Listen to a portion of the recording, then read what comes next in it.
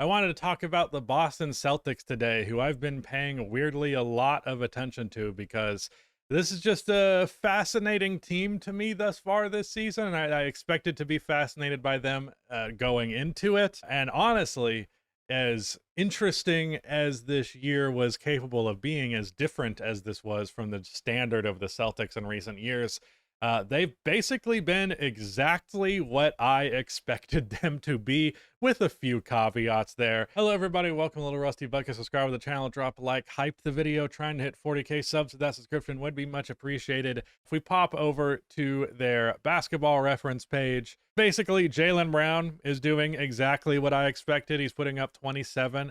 I did expect his efficiency to be a little bit worse than it has been, and I'm actually unsure of what exactly his true shooting percentage is. So I wouldn't be shocked if it was down a little bit. For the most part, though, he has been...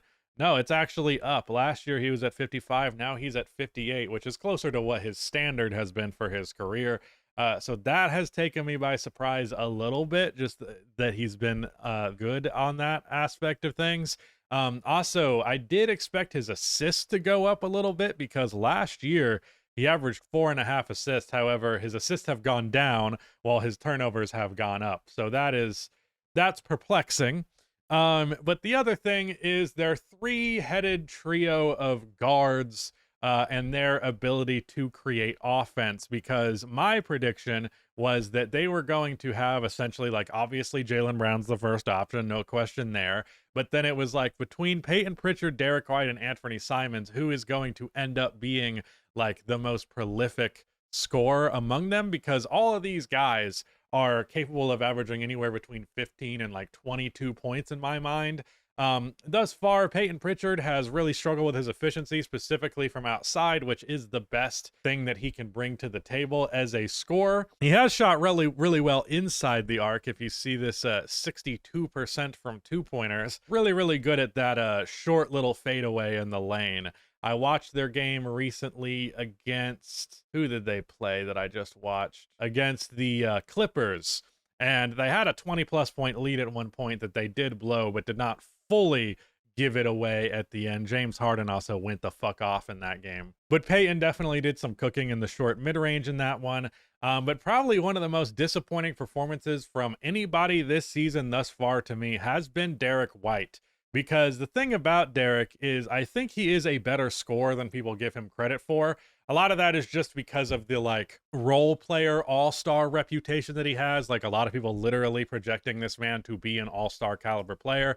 But you know, he averages 16 points and 5 assists. Last year, though, he had a really good high volume three-point shooting season. And he shot 9 3-pointers per game at 38.5%. And he also shot nearly 60% on the 3.5 2-pointers that he was taking. So, like, I figured that he could scale up his offense a little bit, but thus far, his scoring has been awful. Like, really bad.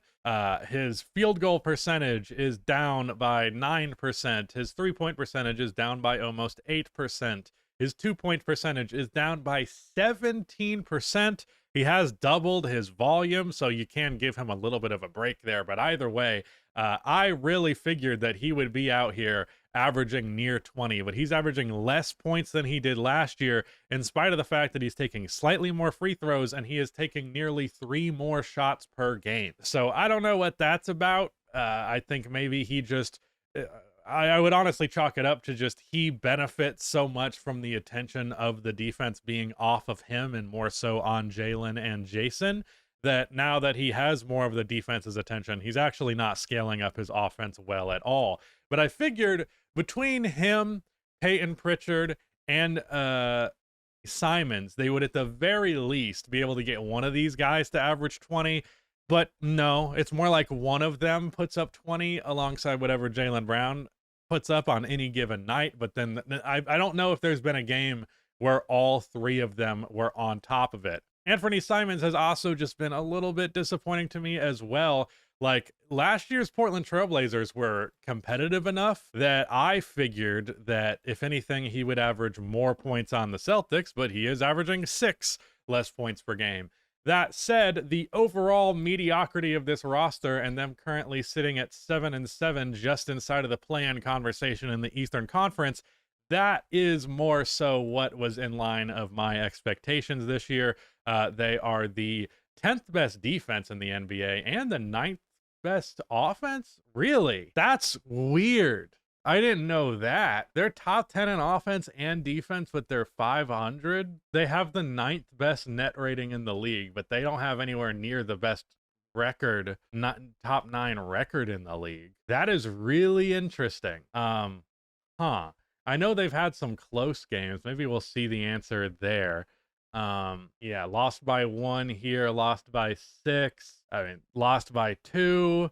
Lost by 2, lost by, that one's by 13. So most of their losses have been really close. And some of their wins have been kind of loud. This Clippers game was about to be a massive fucking win. They also blew the Grizzlies out of the water. I did not watch this game, but I remember being shocked at the stats, at just how ugly this game was for the Memphis Grizzlies without John Morant. Not that they looked that great with him, and Peyton Pritchard had 24 and 9. But to talk about some more fringe role players here, Josh Minott has been cool. He's been a good defensive player. He's played a lot with a lot of energy thus far. His three-point shooting, not great, but he has had some games where his offense has looked pretty good. So he looks like a guy who could possibly be like a reclamation project, somebody who sticks around with this team going into the next year. And their big men, of course, Neemias Queta. I always just say his last name Keita, but he has a first name as well. But he is averaging 9 and 8. He was bad in this Clippers game. He shot 7 for 16. I don't know what he was on taking that many shots and missing that many at that, but he's just basically your standard big man. And between him and Luka Garza, he's just the more traditional type of big. He can't stretch the floor, but he can rebound, he can protect the rim, and he can finish inside. He is shooting, where is his 77% at the basket. So that's pretty damn good for him. So he, I think, could end up getting a more prominent role on the Celtics next year. Again, Josh Minott, I think, has been good. Sam Hauser's been really bad. Jordan Walsh, I have not caught on to what he's been doing that much, but his stats do look good. He's shooting 41% from 3 after never being much of a three-point shooter in his career. Also, I want to highlight this guy. Someone mentioned Hugo in my breakout players video, and you can't be a breakout player in your rookie season. So that's why he did not make it. But in spite of the fact that this stat line does not impress, nothing all that significant, I have liked the little bits that I have seen from him, because this is a cliche for a reason, but like, he plays hard. He goes for it. He tries hard on defense. And thus far, his offensive game has not been horrible. Frankly, I do think we should get to see a little bit more out of this guy. I think he was drafted as a point guard, if I'm not mistaken, but I very well could be, because I'm not much of a draft guy. But yeah, Luka Garza has also been somewhat interesting. He's shooting 38% from 3. But for the most part, yeah, this team has been Jaylen Brown kind of backpacking on the offensive end of the floor.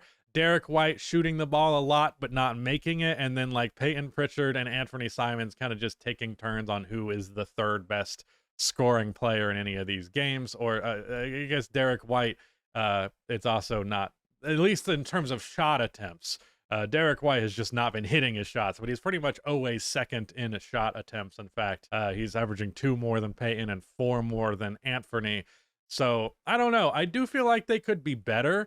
The fact that they are 9th in net rating is surprising to me. I hadn't actually seen that stat till just now. So it's possible they're actually better than this. They've had some pretty impressive wins in there. I don't know. Just seems like a really well-coached, not very talented team at the current moment. I've enjoyed watching them. It's interesting to watch a team that has kind of been the same general concept as a team for a couple of years now. Like the Celtics have perennially been in contention, been one of the better teams in the NBA year after year after year. So it's interesting to see what they look like as a mediocre team. Maybe it makes me crazy that I'm interested by seeing a team get worse than better, but I don't know. It's mixing it up. It's interesting. It's different. And Jaylen Brown, he's managed to improve his efficiency with this extra added offensive role. Now, would I necessarily suggest that means that Jaylen Brown should be a number one option on literally any team? No, not really, because I think his playmaking is too limited for that for someone who dribbles as much as he does. But it does make me feel better about him as a scorer than I previously did. At the same time, though, it also makes me think, why was your scoring so bad last year with less defensive attention than it is now? I don't know. He was doing some nasty bag work in the mid-range in that Clippers game. And I'll say this as well. I believe the Celtics are down in terms of three-point attempts because they're a very high-volume mid-range team. They currently have the most mid-range buckets. Like, their offense has been led by the mid-range game more so than anybody else. But no, they're still second in three-point attempts. So just a very heavy jump shot team here. Lots of mid-ranges, lots of threes, and their percentage on those threes isn't even that great. Yeah, I suppose it is very well possible that we could be seeing an even further improved version of this team this year. It's interesting. I've said that word like 15 times now, but that's all I really feel about the Celtics. This is interesting. But yeah, that's it. Thank you so much for watching, and goodbye.